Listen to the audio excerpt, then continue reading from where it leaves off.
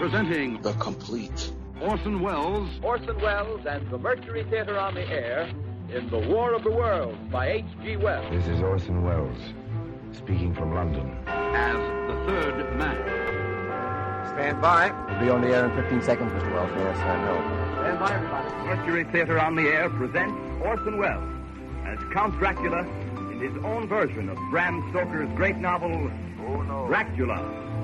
what evil lurks in the hearts of men? The shadow knows.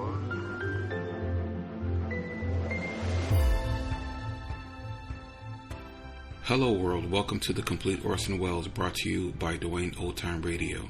This podcast will feature various classic radio programs ranging mostly from 1936 to 1952 that Orson either produced and directed, was featured on, or starred as a guest. If you enjoy my podcast, you can subscribe to receive notifications of new posts. Subscribing is free and only takes a moment. New episodes are posted weekly. Thank you for your support. Hope you enjoyed the genius of Mr. Welles. We're going to have The Adventures of Harry Lime. One episode from Mr. Lime. The 16th episode, In Pursuit of a Ghost. And this drama aired November 16th, 1951.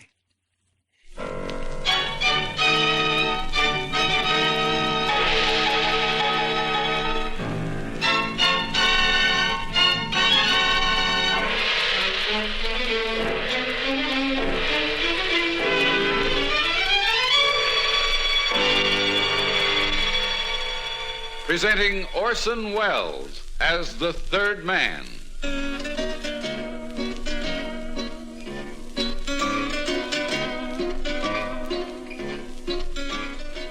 The Lives of Harry Lime. The fabulous stories of the immortal character originally created in the motion picture The Third Man, with zither music by Anton Karas.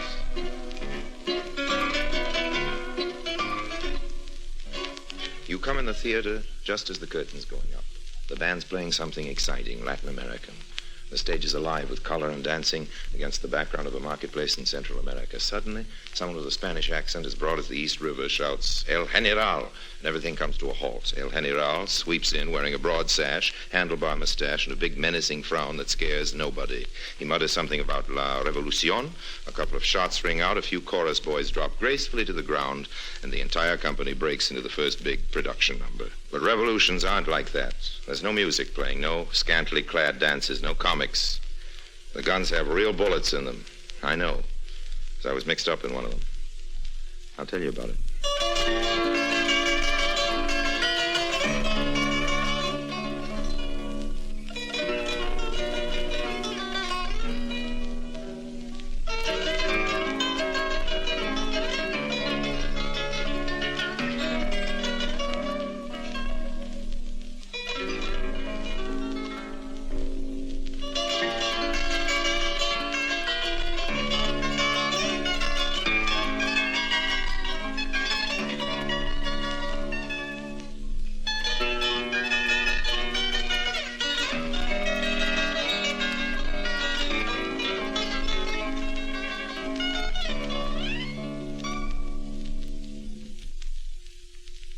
And now, Orson Welles as Harry Lime, the third man in Pursuit of a Ghost.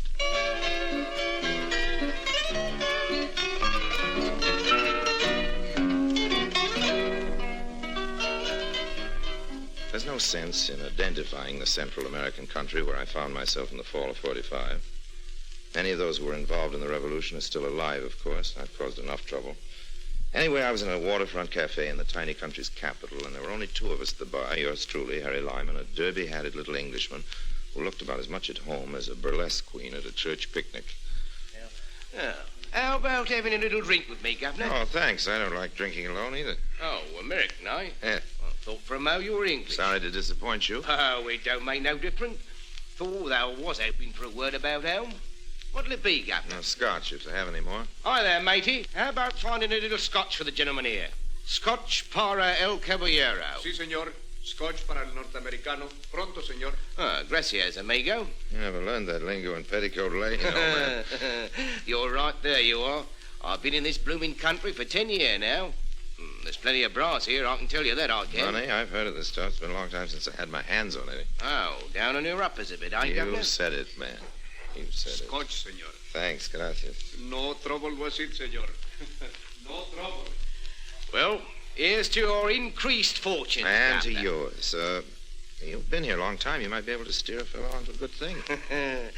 There's no way of making an easy living here, there ain't. The blinking government controls all the gambling, the lotteries, the casinos, everything. And if the revolution succeeds, it'll be worse. Revolution? Oh, maybe I shouldn't have let that little bit of information slip. All right. I don't go around talking. How'll it be worse? Well, it's this way, Governor. For a long time now, a bloke they calls General Valdez has been brewing a spot of trouble. He's a rough customer, he is.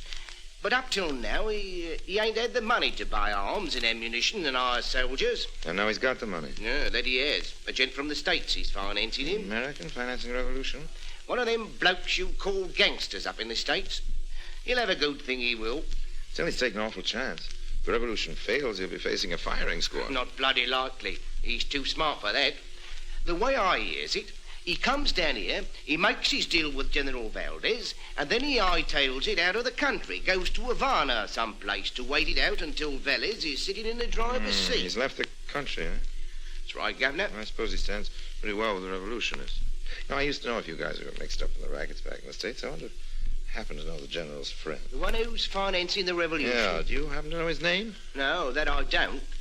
Down here, they just call him El Zorro. It means the fox, and he's that all right, I guess.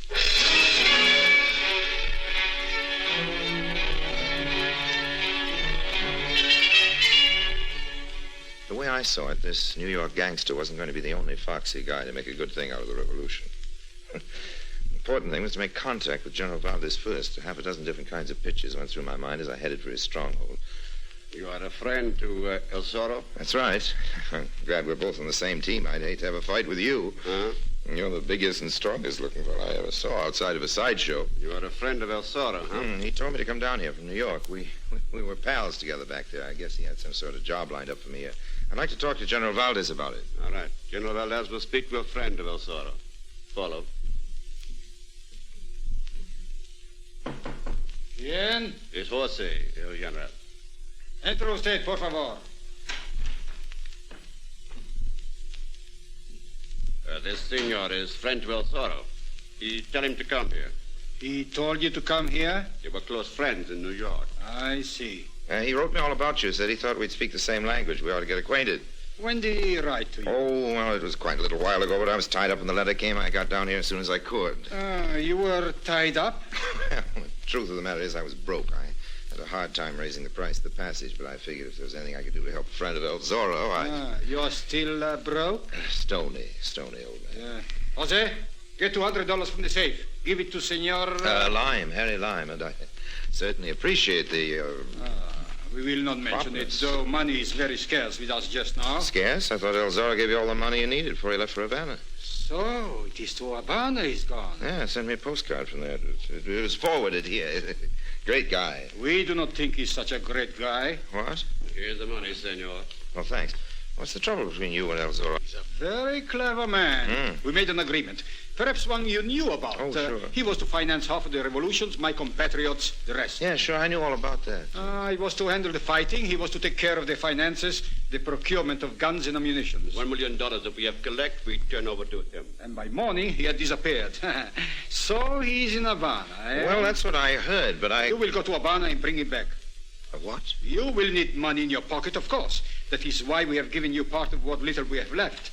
But you will not double-cross us. You will be watched at every moment. Should you make one false move, a bullet will enter your back. Look, I think I ought to tell you something. I'm not a friend of his. I never met him in my life. I don't even know what he looks like. It's a big joke, Senor Lime is very comic, gentleman. Not being funny, I never heard of this guy until this morning. Cockney I met in a bar told me about him. The bartender, remember? It was a little cafe near the Plaza de Madrid. It had roosters painted on the walls. Cafe El Gallo. Yes, that was his name. Just ask the bartender. To prove our fairness, I will make Jose make inquiries about the imaginary Cockney when he drives you back to your hotel. But you're not making things easier for yourself by denying your friendship for El Zorro. When you check up on my story that I met this... I will save my breath, Senor Lime. Jose will drive you back to your hotel now so you can get some rest. You will need it.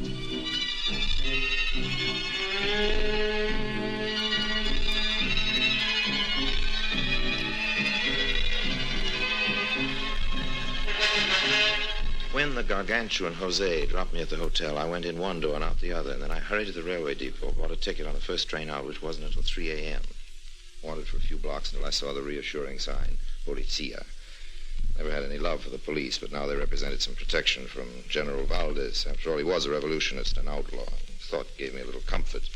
I headed into a nightclub across the street and sat down amidst chattering cocktail drinkers. Hadn't been there long when my eyes were suddenly drawn to one of the most seductively beautiful women I've ever seen.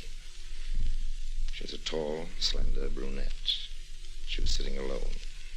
There was invitation in her eyes. I armed myself with a couple of glasses of champagne, one in each hand.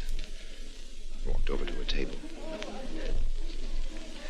You know, it's strictly against the law for beautiful women to sit alone in bar rooms without a drink.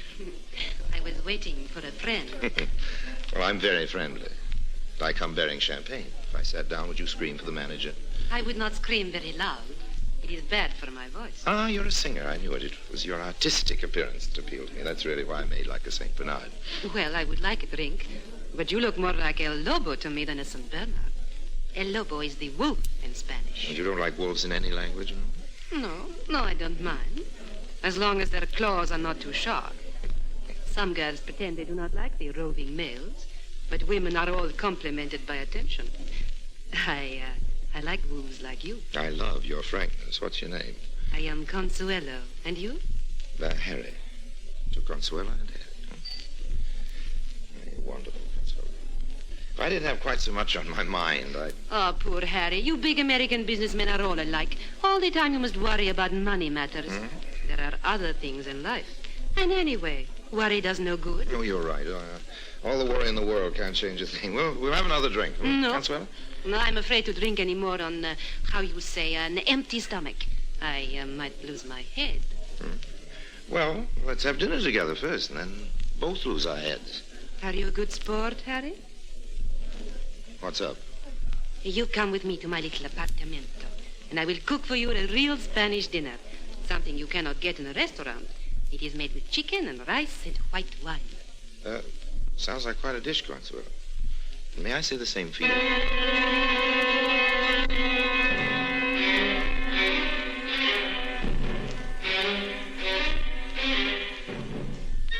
When she'd given the cab driver her address, Consuelo slithered back in the seat and melted in my arms. This was all to the good. But I started to ask myself why the most beautiful woman in the world had gone for me like it was a combination of Clark Gable and John D. Rockefeller, with the best features of each. I opened my Rockefeller, with the best features of each. I opened my eyes. Only I didn't look at Consuelo. I looked at the driver in the front seat. Even from the back, I recognized him. Driver! Oh, what is the matter, darling? I want to see what the driver looks like. Turn your face around this way, driver. Si, Senor Lime. Anything to oblige. Jose. It's like I thought. You should have begun to think before you bought the ticket at the railway station. Taken in by the oldest dodge in the world, Harry Lime. Now, do not let us forget our manners, darling. I walked right up to you. You didn't even have to wiggle your little finger. Why are you taking me in this rattletrap, Jose? Oh, not far in this, Senor Lime. But this is only the first leg of your journey to Havana. Still the same old record, huh? Did you find out at the cafe that I was telling the truth about the Cockney? I've made inquiries all over concerning a Cockney. General Valdez is right. There is none in town. The bartender, what did he say? Didn't he remember me? He remembered you well. He said you drink scotch.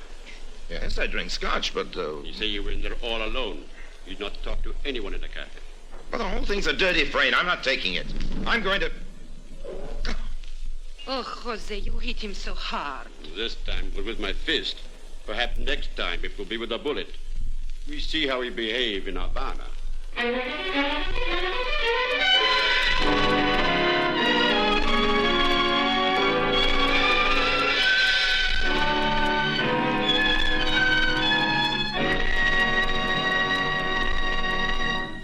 Orson Welles returns in just a moment as the third man.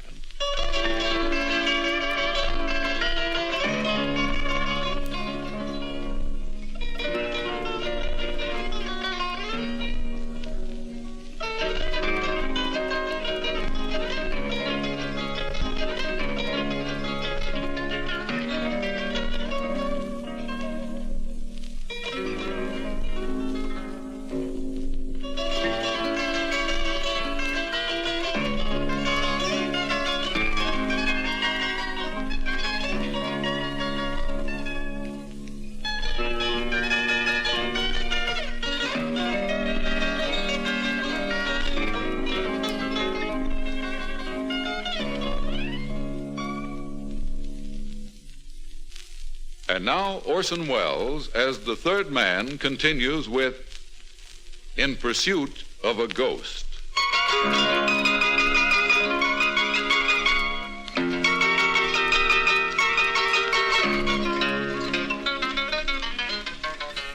Everything was black and purple, with nice little polka dots of green light. This went on for a couple of 1,000 years. Then I realized I was lying down and the bed was soft, but it kept pitching, sliding out from under me.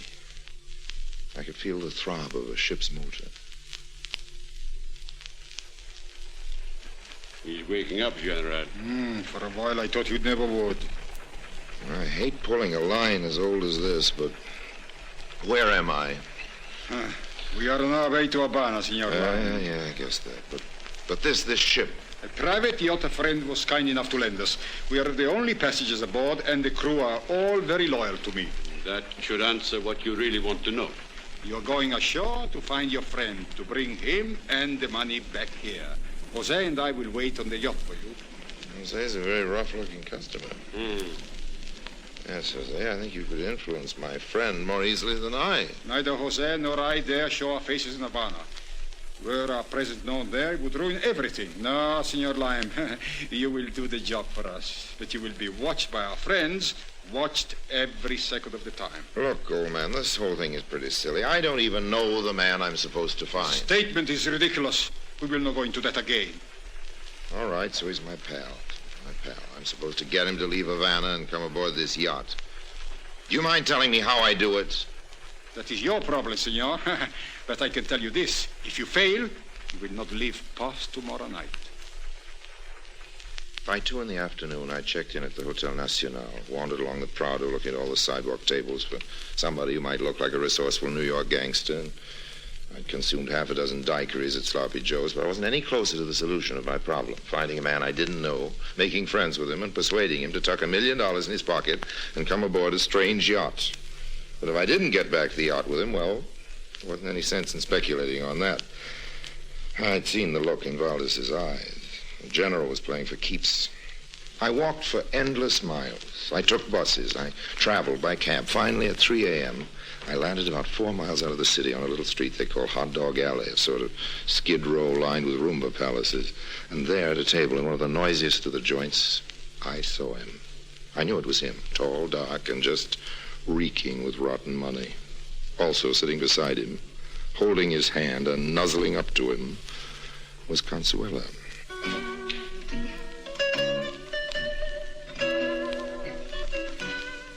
She was looking straight at me and not making any sign of recognition, so I took my cue from her, wandered over to the table, ignored Consuela, and stood looking down at him. Hi there. Yeah? Oh, I thought for a minute there I recognized you. Maybe I've seen you someplace. Do you happen to be from New York? Go away. Can't you see I'm busy with a lady? Funny, you sound like a New Yorker. Okay, so I'm a New Yorker. A scram. Anything you say, El Zorro. Huh? Where'd you get that name? We can talk about where I got it if you really want to be a little friendly. Okay, so we'll talk. Only this ain't the place. I'll get rid of the babe and meet you somewhere where we can be alone. Where you stopping? Nacional. Go back there and go to your room. I'll call you in an hour or so. Who do I ask for? Harry Lime. Be waiting for your call, pal.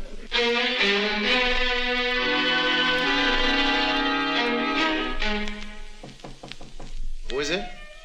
It is Consuelo. Let me in. All right, babe. So now you're in.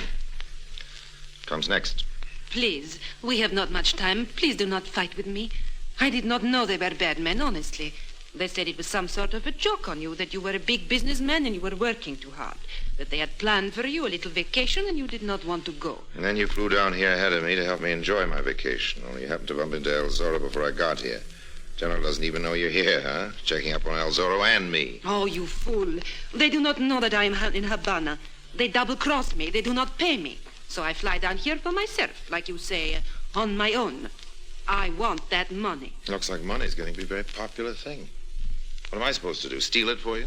Listen, Harry. El Zorro dropped me near where he thinks I live about 10 minutes ago. He was going back to his hotel to call you. What's his real name? What hotel's he at? His real name is Pietro. He calls himself Pete. He's staying at the La Paz. And he keeps the money right in his room. I know that. So? When he calls, you get him to meet you here. You keep him away from his hotel for half an hour, and I get the money. How nice. Then you lose him somewhere. You meet me at the airport. We get a private plane, and we fly to Europe. Just you and me. You and me and $1 million, Makes a pretty picture. Okay. Harry, what is wrong? Why are you looking at me like that? Don't you trust me, Harry? What do you think?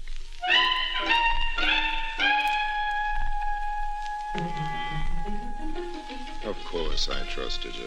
About as far as I could throw the Hotel Nacional. Consuelo's a beautiful girl, but nobody's that beautiful. I have a very good nose for a frame-up. I could smell this one a mile away. You may think I'm fussy, but I don't like being played for a sucker. Twice. So I gave the lady time to get started, and then I put in a call. Hello? Hello, Pete? Yeah? Harry Lime speaking. What do you want? $100,000, Pete. Quit your kidding. What's all this about? Oh, we're fellow Americans, Pete. I want to do you a favor. For $100,000? I know about the $1 million, Pete. I also know that General Valdez and his boys have followed you down here. Yeah?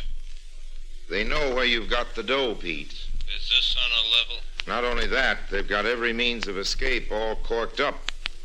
You're not getting out of here, Pete. Not without my help. What can you do, Lime? I can get you out of Cuba alive. I want a fast answer, old man. Let's not quibble over money. You're getting a bargain, $100,000. I slip you out of Cuba into some spot where you'll be safe. I have my own yacht and a crew I can trust. How do I know you're telling the truth? Easy, because I'm giving you my first tip-off for free. That girl you were with tonight. Yeah? Well, old man, she's one of the gang. She's on her way to your place now. Wait 10 minutes. Then leave your hotel, give her a chance to get in, then go back. You'll find her going through your things. Dirty little... I'll give you a chance to settle things with her, and then I'll call for you. Have your things with you, including my $100,000. It's a deal, Harry Lime. You're a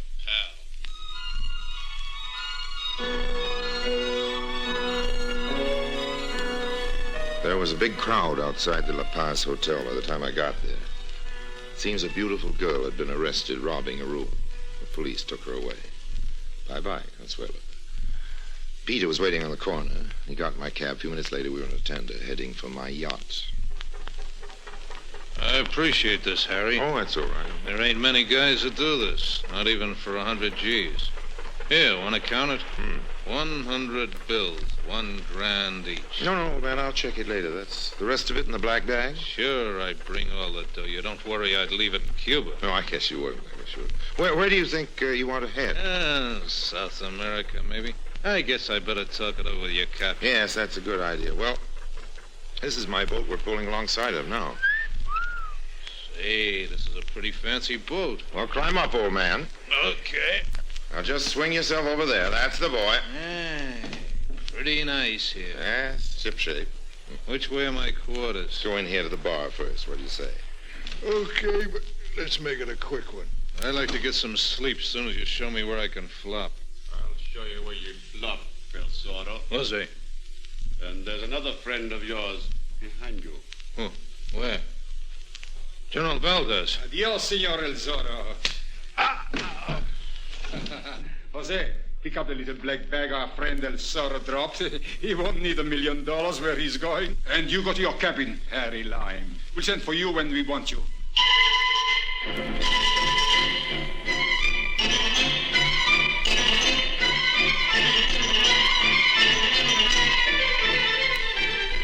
I've never been very fond of unnecessary arguments, so I went down to my cabin, threw myself on my bunk.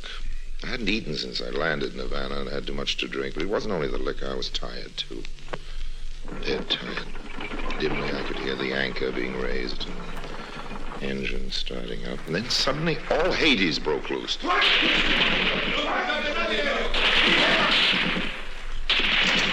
what in the name of... There is another of the revolutionists. Kill him, too. But I'm not one of the revolutionists, I swear. Please. Ready. Hey. No. Do not fire. He's not one of them. As you say, El Capitan, the general and the others are all dead. and we can now see to the running of the ship. Well, Harry Lime, I hope you're proud of your role in the thwarted revolution.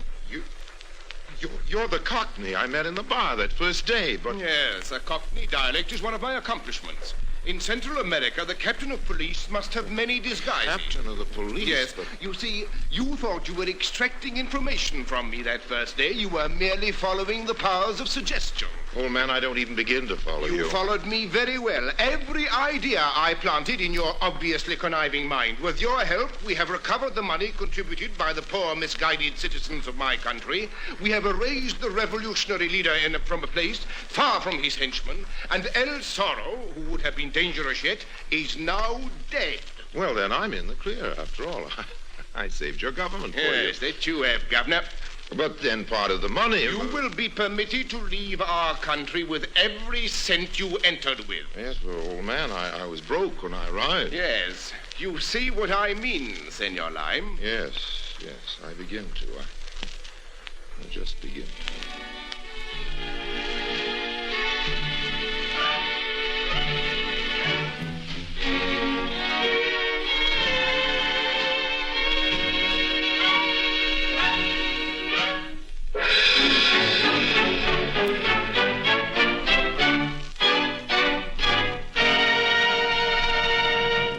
Harry Lime returns in just a moment.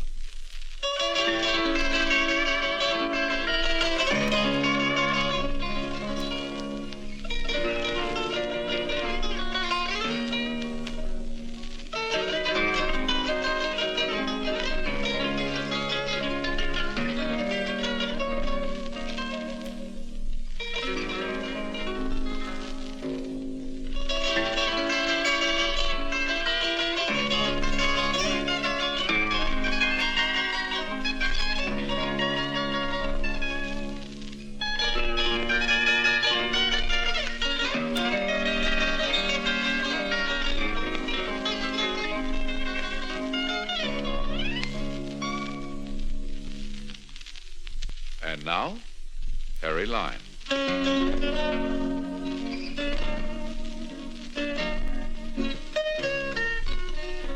My only comfort was the cozy feel of a roll of greenbacks, 100 grand warming my breast pocket. Cerny was a smart cop, but he didn't know about that. But we do, don't we?